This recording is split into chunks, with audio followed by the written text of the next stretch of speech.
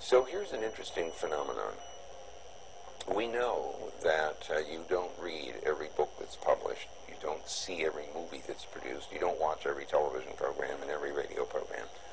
Something is helping you decide what to look at, what to read. Part of the something we'll call advertising information.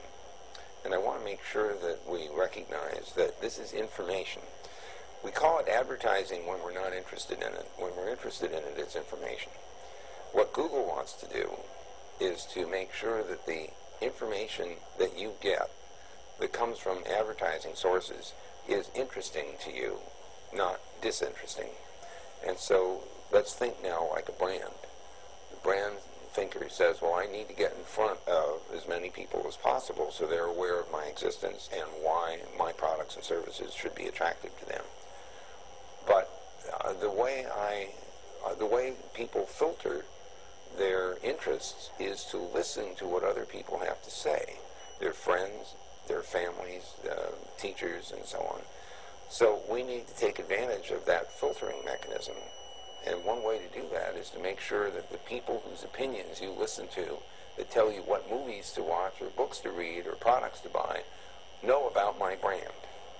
Now, how do I go about doing that?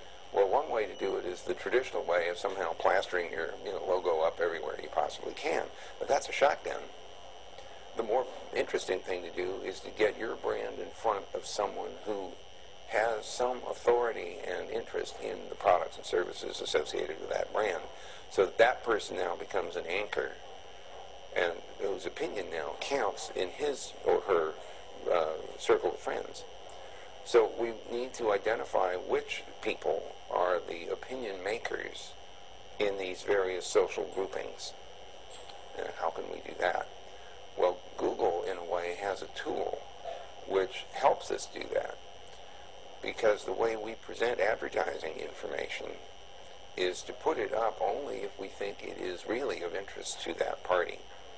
And in fact, the thing that makes our advertising mechanism so valuable is that we're pretty good at getting an ad that someone will click on in front of that person. Their interest level is indicated by the fact they clicked on the ad. I'm not going to click on an ad I'm not interested in. That's advertising. If I click on it, it's information. So we have a built-in filter to find the people who are interested in this particular brand or in the products associated with it. So now what we need to do is to help the person who clicked on that ad become an opinion maker.